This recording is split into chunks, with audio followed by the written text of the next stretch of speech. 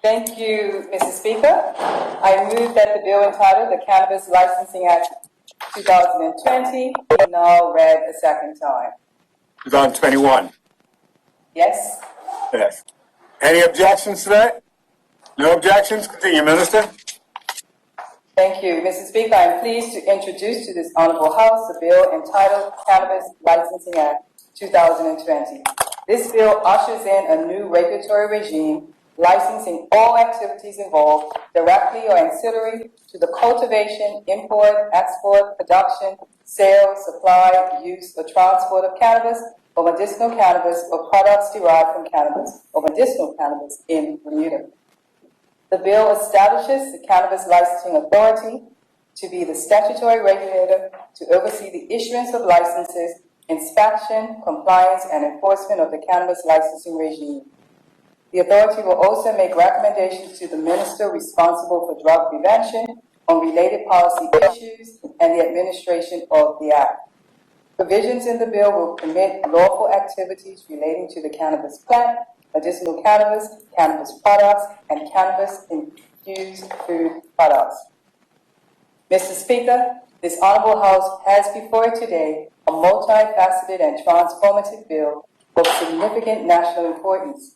Before I detail the schematics of the bill, allow me to put on record, for the first time in this Honorable House, the full policy context and the government's objectives of a regulated cannabis regime. Liberalizing Bermuda's cannabis laws is certainly long overdue. This is undeniable in a society and a world awakening to an inflection point in discussions about systemic racialized disparities and inequities within institutions, laws, and policies. Bermuda's own peaceful Black Lives Matter and policies. I'm backtracking for a minute. Bermuda's own peaceful Black Lives Matter demonstration last year that gathered 7,000 people amidst the backdrop of a global pandemic and physical distancing rules is an historic marker that transformative change is necessary. Mr. Speaker, we can all remember a time when Bermudian society wasn't always so even-tempered when demanding rights for marginalized groups. Bermuda's civil uprisings of the 1960s and 70s cannot be recounted without acknowledging that cannabis prohibition laws were used as one of many tools by the colonial government and police to quell Black disquiet and to systemically criminalize Blacks on the front lines of the racial progress movements. Many of our own families, if not some of the very members who have served in this Honorable House, were directly impacted by this historic stain of colonialism and the oppression by a white oligarchy. If Black lives truly are to matter, we should not hasten to recognize, deconstruct, and reform laws, institutions, and systems that are racialized and harmful to Blacks.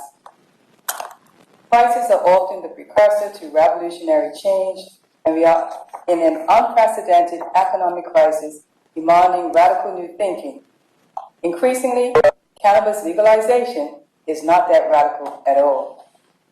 Mr. Speaker, our 49-year-old Misuse of Drugs Act 1972 is a carbon copy of the Misuse of Drugs Act of 1971 in the United Kingdom.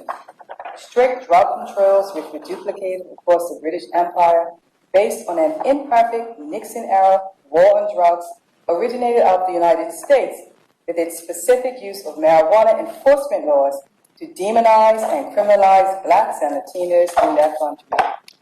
The great Reverend Dr. Martin Luther King, in his 1963 letter from a Birmingham jail, gifted humanity with this perspective.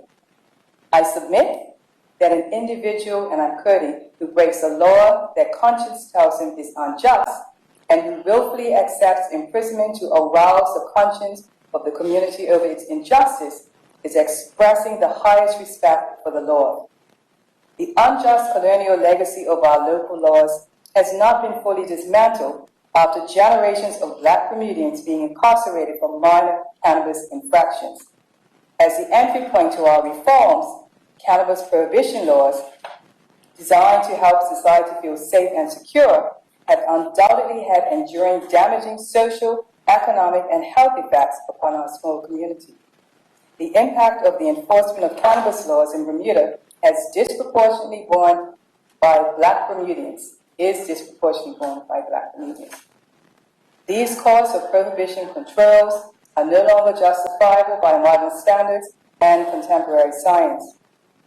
Criminalizing cannabis, primarily through enforcement of personal use offenses in the Misuse of Drugs Act 1972, is ineffective, costly, and represents poor public policy in contemporary anti-colonial and anti-racist theories.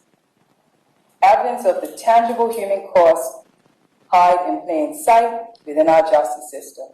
Inequities and disparities based on race in police stops and arrest data, drug-related crime rates, prosecutions for cannabis offenses, and our prison population. Black males are overrepresented in all relevant metrics, even though it is proven blacks are no more prone to drug use or cannabis use specifically than any other racial group. Collateral consequences cause separation and breakdown of families and personalized trauma within families affected by cannabis enforcement. Cannabis users and persons convicted of cannabis offenses are endlessly excluded from jobs, housing, and travel. Mr. Speaker, to underscore this point, a clear thread recognizing the very same racialized social disparities and the socio-economic impact is woven through the findings of the Clark Report of 1978, the Pitt Report of 1978, the Gurr Report of 1984, the Archibald Report of 1986, the National Drug Strategy Proposal of 1991, and the Tumen Report of 1992, among others. Looking back over the recommendations in these seminal reports demonstrates that our society must collectively confront, interrogate, and dialogue with our past, using today's knowledge respectful of the aspirations of future generations. It is undeniable that cannabis use is part of Bermuda's culture, despite it being unlawful to trade, share, or even to use. Cannabis use is common at social and football matches, and certainly at cup match and other large public events. Essentially, unlawful use happens in plain sight of police officers who are unable to effectively enforce cannabis laws at such events. The illegal market in cannabis is estimated to be valued at $6 million and $6.5 million. This puts tremendous strain on public resources through enforcement, criminal justice, and health systems. Mr. Speaker, the drug data supporting the government policy is captured in the Bermuda Drug Information Network's 2018 annual report. I will highlight some of the salient figures. In the reporting year 2017, some 71,160 grams of cannabis was seized, plants, resin, seeds, and edibles.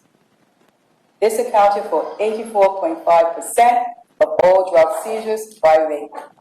Criminal trials for cannabis possession were at 56, with a total of 18 trials for cannabis possession with intent to supply.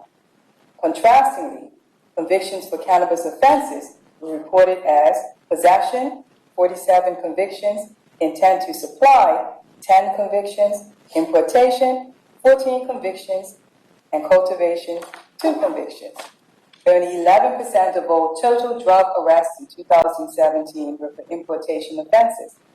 For the fiscal year 2017-18, a total estimate of $9 million was spent on drug treatment, $770,000 on drug prevention, and $5.7 million spent on drug enforcement and interdiction. Historically, the cumulative government spending for drug issues is approximately $15.5 million per year. Cannabis enforcement is overly represented in the drain on these government resources. Further, Mr. Speaker, when analyzing the prison population in 2017, at least 94 trials for cannabis offenses were initiated. Most of those accused would have spent some time in custody, either on remand or after conviction. The annual cost of housing a prisoner is recorded at $70,000 per year or $5,800 per month. It is also noteworthy that the reported primary drug for those seeking treatment in order of prevalence are opioids, cocaine, and cannabis. Yet, the order of prevalence reverses once persons are incarcerated with cannabis overtaking cocaine and opioids. This suggests the accessibility of cannabis contraband within the prison population. Mr. Speaker, the status quo has not been effective at deterring illegal consumption and trade in cannabis by any matrix. When faced with the paradox of these truths, how does a society progress from cannabis prohibition to regulation? Thinking of it as a continuum, the state cannabis laws reform are as follows: total prohibition, decriminalization, regulated medicinal cannabis, partial legislation via a strict licensing regime, legalization with a light touch regulation, and full legalization without regulation. Currently, Bermuda has partial decriminalization of cannabis as persons are permitted to possess 7 grams of cannabis without criminal penalty since December 2017. Hemp and CBD formulations are also legalized in Bermuda since November 2019. The legal definition of hemp is purposefully defined to include cannabis which contains concentrations of not more than 1% THC. Further, approved medicinal cannabis pharmaceuticals like Marinol, Sesamed, and Centivex are lawfully available for prescription in Bermuda. Other formulations of cannabis for medicinal purposes can be authorized for patients under a license by the minister responsible for the Misuse of Drugs Act 1972.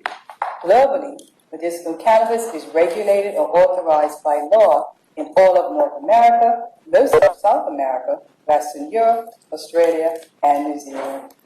Mr. Speaker, this government's efforts to take the next logical steps to establish a regulated medicinal cannabis regime were curtailed after public feedback was largely indifferent. Public consultation overwhelmingly showed the public felt the cost, complexity, and proposed bureaucracy outweighed any likely benefits for limited patients who will participate or for attracting prospective entrepreneurs and investors. The overarching call was for bolder steps toward legalization of cannabis. The government took a deeper look at how far cannabis reforms could go. Raising the decriminalization amount above 7 grams of cannabis, similar to Portugal's model of wholesale decriminalization, was not a feasible option for Bermuda's size and limited resources. Therefore, a balancing exercise acknowledged that full legalization of cannabis without a robust regulatory framework might have the unintended consequence of increasing cannabis abuse and could negatively impact Bermuda's pristine reputation. Inadequate regulation would neither dissuade cannabis use, eliminate the illegal cannabis market, nor prevent the known health risks and associated social harms. Mr. Speaker, the government's conclusion was that we need a regulated cannabis regime tailored to Bermuda, which would improve public health and safety, and which is not unjustifiably punitive. Opening up entrepreneurial opportunities for all in the post-COVID-19 economic recovery, including for persons convicted of minor cannabis offenses, became a necessary consideration. Soft-touch regulation was ruled out because it could not achieve the needed protections for vulnerable groups and would not satisfy our national commitment to maintaining our favorable assessment in the mutual evaluation report by the Caribbean Financial Action Task Force for our effective anti-money laundering framework. Mr. Speaker, the government is mindful to ensure that reforms effectively curtail the persistence of the illegal cannabis market of unknown quality and potency, and that the inherent exploitation within criminal enterprise would fade over time. The longer cannabis use remains criminalized, cannabis users would largely be out of reach of prevention and risk reduction protocols and treatment services without also being caught up in the criminal justice system. Mr. Speaker, scientific advances and attitudes about cannabis now indicate that the health risks of using cannabis are lower than that of alcohol and tobacco. Dependence potential of cannabis is moderate to low, and on par with that of caffeine. However, local cannabis use data places cannabis and alcohol side by side as drugs of choice in Bermuda. Reported lifetime consumption rates are at 78.7% for alcohol, 76.5% for cannabis, and 70.4% for tobacco. There is no escaping that alcohol and cannabis are cultural staples in a country where almost 99% of people admit to taking drugs in their lifetime. Law and policy models around cannabis interventions globally are shifting focus towards identifying persons at high risk, modifying risk factors and risky behavior, and modeling responsible use, the same as for alcohol, instead of outdated criminality-focused models. Mr. Speaker, the cannabis policy follows leading science, which signals that health risks for cannabis users are heightened for adolescents, persons with mental health challenges or a family history of such, individuals with cardiovascular problems, and pregnant women. These high risk factors can be worsened by initial cannabis use in early adulthood, near daily cannabis use, smoking cannabis plant material, and by consuming cannabis with excessively high THC levels. Because illegal cannabis is of unknown quality or could be laced with other more harmful chemicals or drugs, available data suggests that contamination of street cannabis could be an aggravating factor. The Cannabis Licensing Bill provisions effectively address each of these risk factors. An objective of the bill is to restrict access for young persons and discourage inducements to use cannabis. Specifically, persons under 21 are not permitted to consume or use cannabis under the bill. It will therefore be an offense to supply or sell cannabis to a person under 21 years of age. Licensees will also have a duty to ensure that persons under 21 are not employed by retail shops, do not gain access to retail shops, and that cannabis or cannabis products from retail shops are not procured for persons under 21. Applicable offenses and penalties are included in the bill, with fines for non-compliance of between $8,000 and $40,000. Mr. Speaker, examples of other safeguards provided in the bill are such that the minister may by order exclude harmful strains of cannabis from the licensing regime. Availability of cannabis is curtailed to approved premises, meeting strict guidelines, and clearly prescribed packaging and design are required. Supply chains will need approval of the authority to keep out criminal elements, and mechanisms for policies and resources enhancing education, prevention, and treatment for at-risk groups are also included.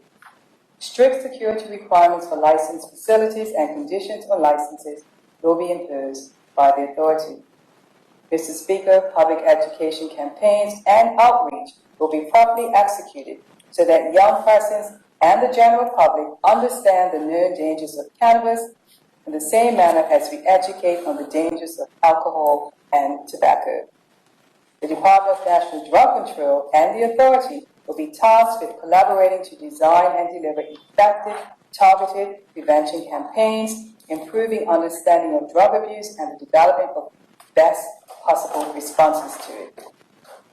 The intended messaging will emphasize responsible adult use and will be sufficiently nuanced so as not to demonize positive uses of cannabis.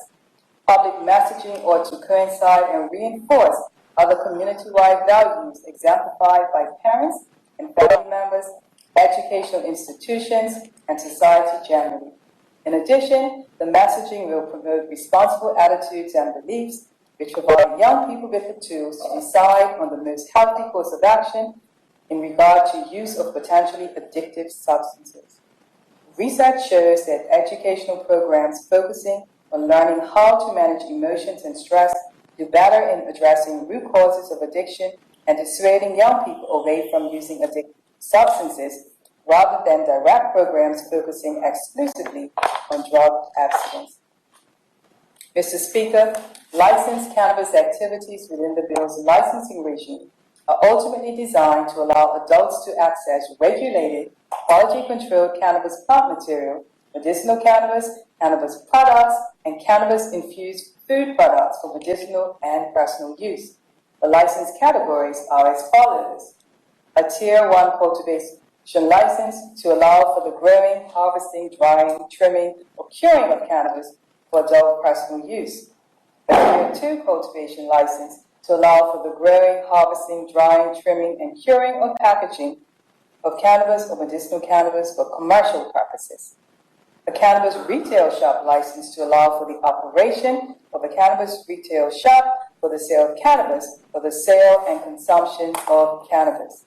An import license to allow for the cannabis and medicinal cannabis planting material for cultivation from any country from which it is lawful to do so. A Tier 1 manufacturing license to allow for activities relating to the processing of edible cannabis, and a Tier 2 manufacturing license to allow for the manufacturing of cannabis products or medicinal cannabis products. An export license to allow for the export of locally cultivated cannabis to a country in which it is lawful to do so. A research license to allow for the conduct of scientific research relating to the development of medicinal cannabis. A transport license to allow for the transport of cannabis or medicinal cannabis in Bermuda, and a cannabis event license to allow for the sale and supply of cannabis at authorized private or public events of an infrequent but temporary nature. Mr. Speaker, collectively, the proposed bill creates strict national regulation of cannabis to be enforced by the authority and police, each empowered under the bill to control and regulate cannabis within the framework. HM Customs Department officers retain the role and powers of protecting our borders from drug trafficking. Ongoing cooperation between agencies will continue under the bill and is essential for the integrity of the regime. Mr. Speaker, another dimension of the bill is that the associated license fees are designed to avoid a situation of champagne for the few instead of water for all, to borrow an African expression from Thomas Sankara. It is the priority of this government to prioritize economic access to the licensing regime for all segments of our society. Licensing fees are accessible and affordable, ranging from $500 for a Tier 1 cultivation license, $500 for a transport license, and $750 for a private cannabis event license. On the higher end of the licensing regime, entrepreneurs can opt for retail shop licenses and research licenses at $10,000 or a Tier 2 commercial cultivation license for $6,000. Mr. Speaker, the bill presented is the culmination of a comprehensive social justice reform project, which included extensive consultation and stakeholder engagement from entities and experts across health, law enforcement, finance, and justice. The final iteration of the initiative began during the previous legislative term, with the government renewing its promise for cannabis reform in the 2020 speech from the throne. The policy behind the bill was informed by substantive public consultation throughout the policy development phases and included the presentation of an illustrative draft bill. The final public consultation exercise closed on July 3, 2020, with over 500 comments made by approximately 150 members of the public, stakeholders, and affected entities. Mr. Speaker, the public consultation not only showed large numbers of supportive comments and ideas for improvement, it showed there is an overwhelming appetite for changes to our cannabis laws and that the populace generally accepts that cannabis should be available lawfully under a licensed regime. The public feedback can be chiefly described as supporting the licensing system. Most contributors gave views and insights into particular provisions or shared their individual opinions for or against the different policy options being pursued.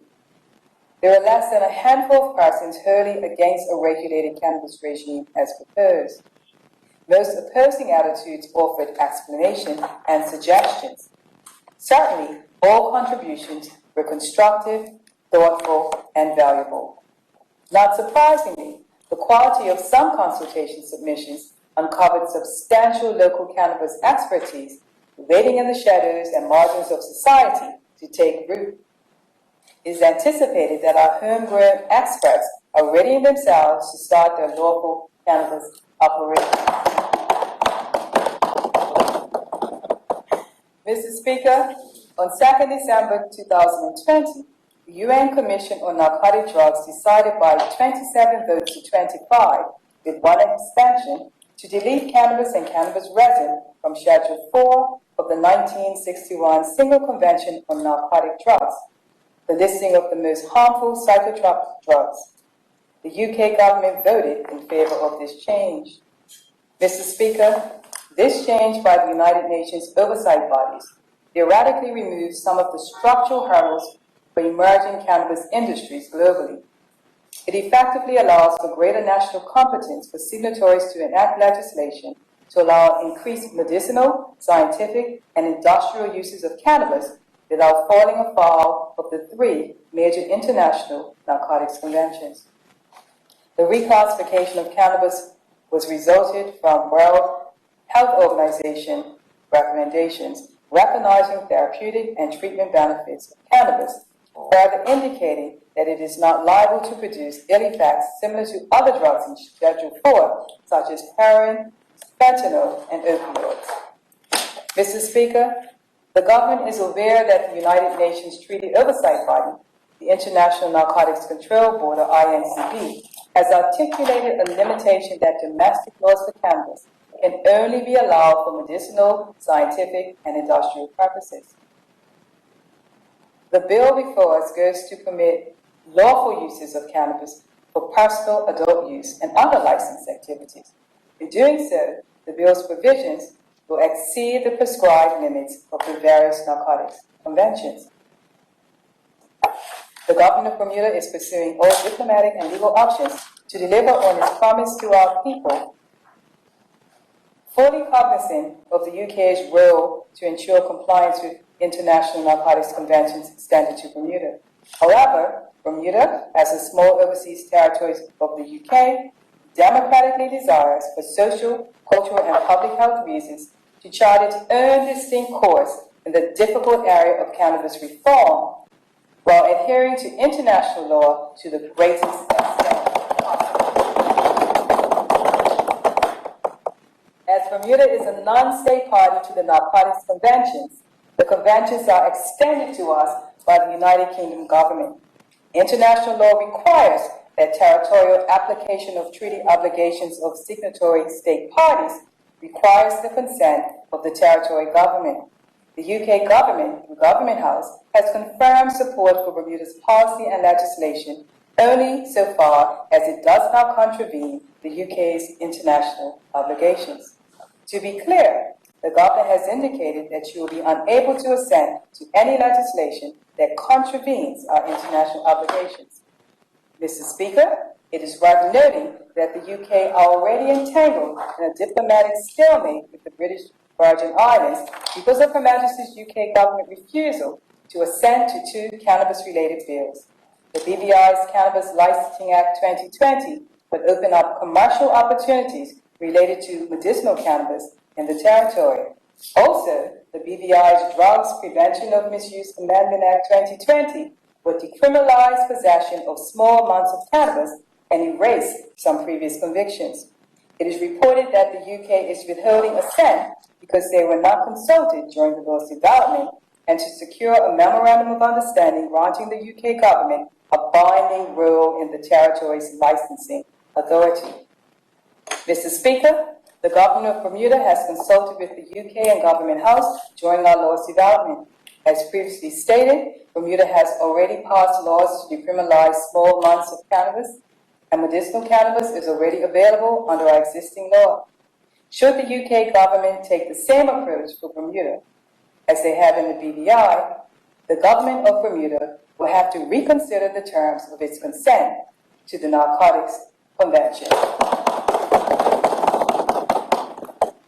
Mr. Speaker, the mutuality of Bermuda's relationship with the UK requires the UK government to support the democratic aspirations of Bermuda by representing our interests in the international arena, insulating Bermuda from any potential INCB sanctions. Even though we are officially represented by the UK government at the international level, Bermuda's own voice on issues which affect our political, economic, or financial interests must be represented. This was a position framed as far back as the tenure of Sir Edward Trenton Edwards, Bermuda's first black government leader from 1971 to 1973, and then Mr. Speaker, let's be clear. Bermuda is met with a dilemma. Continue to wait for the INCB and other state parties to catch up to modern attitudes on cannabis and miss the opportunity to deliver real change and economic opportunities for our people, or to meet the potential international challenges head on. The road to progress is never perfect. Progress comes at a cost. The legendary U.S. Congressman John Lewis, best known for his lockstep advocacy alongside Dr. Martin Luther King Jr., powerfully tweeted in June 2018, "Never be afraid to make some noise and get into good trouble, necessary trouble."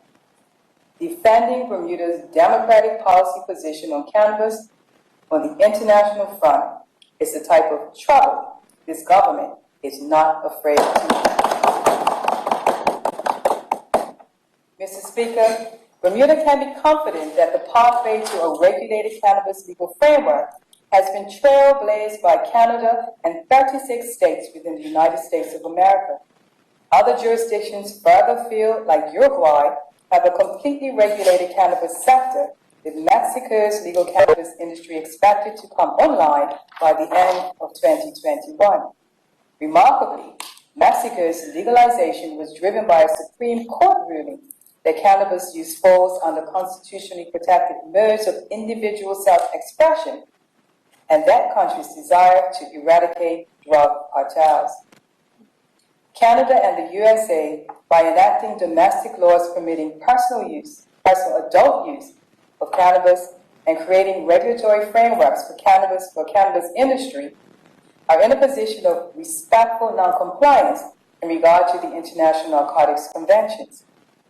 Notwithstanding, neither country has been subject to any sanction by the INCB, despite Canada being called an international rebel and the INCB declaring its legislative regime to be weakening the drug treaty framework.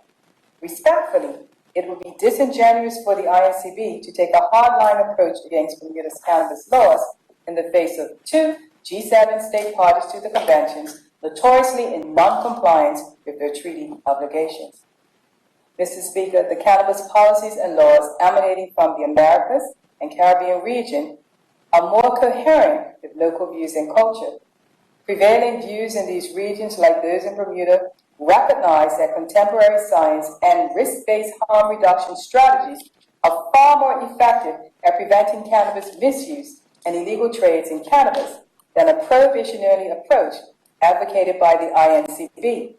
The cannabis laws from the model jurisdictions informing this bill are sensibly consistent with the overall objective and purpose of the Narcotics Conventions, that is, to be concerned with the health and welfare of mankind.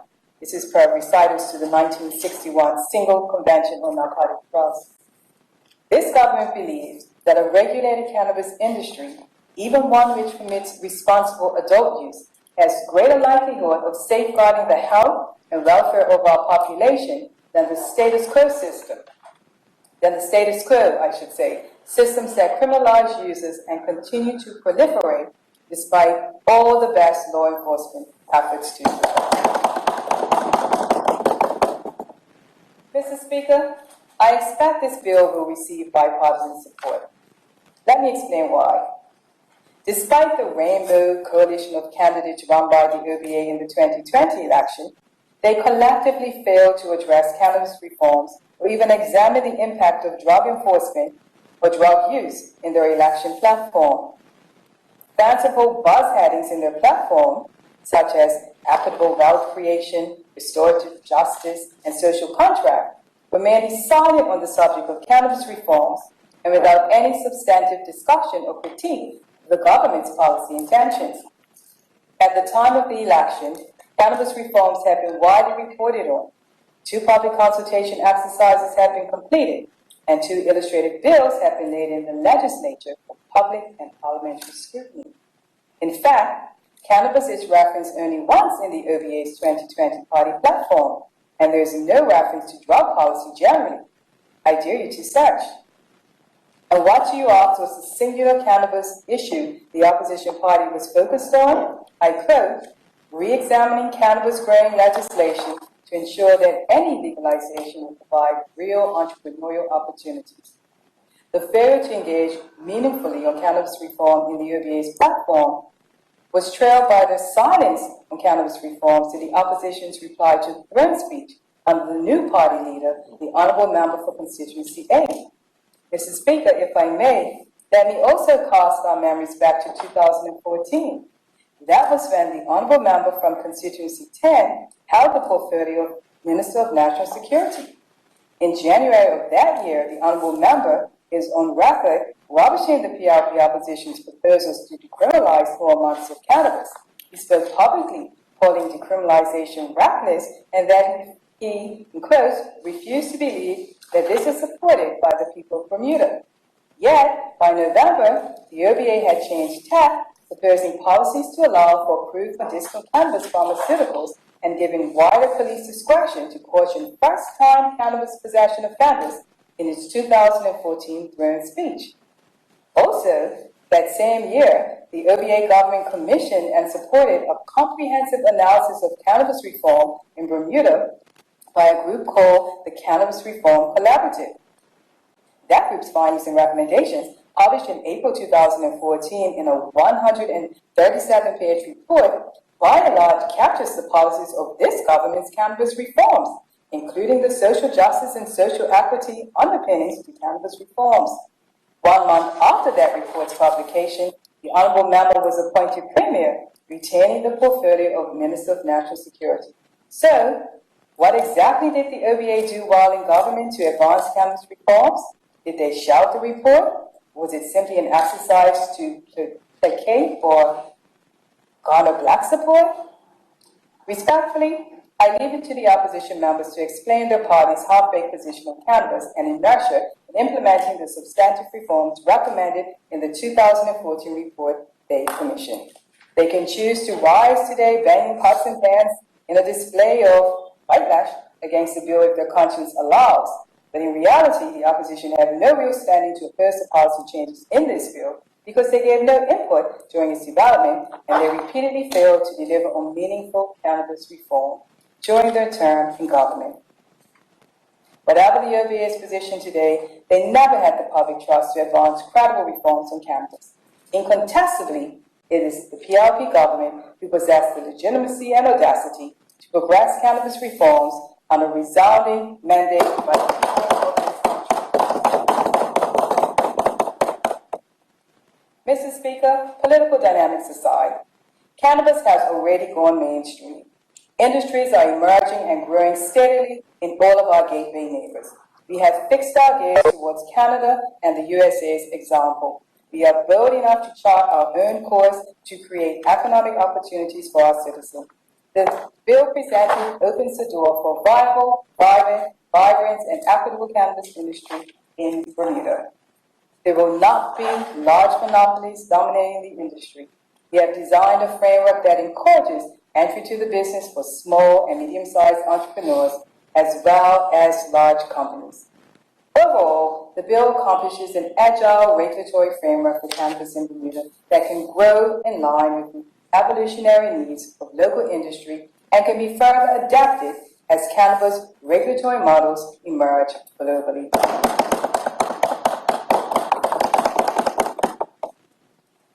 Mr. Speaker, constructing an entirely new regulated industry is not altogether unlike building a house. This bill represents the tent, foundation, walls, and roof needed to shore up the cannabis industry in Bermuda. The legislation cannot possibly, at this stage, capture every eventuality, answer every technical challenge the industry may face, nor be tailored to match the myriad of business proposals imagined. Continuing with the same metaphor, the expert tradespersons, such as industry experts, entrepreneurs, investors, the banking industry, the Office of the National Anti-Money Laundering Committee, and the authority will be able to influence the future design of added specifics within the existing licensing regime. Each of these stakeholder groups will have the benefit of the clear regulatory framework of the bill to inform their due diligence and risk analysis before participating or discharging the operational mandate with regard to the cannabis market. With their expertise, they will have the best understanding of the potential risks associated with any ambiguities in the licensing regime, identify ways of improving security issues, safeguards, and dynamics from within the specific areas they operate. Excuse me, Mr. Speaker.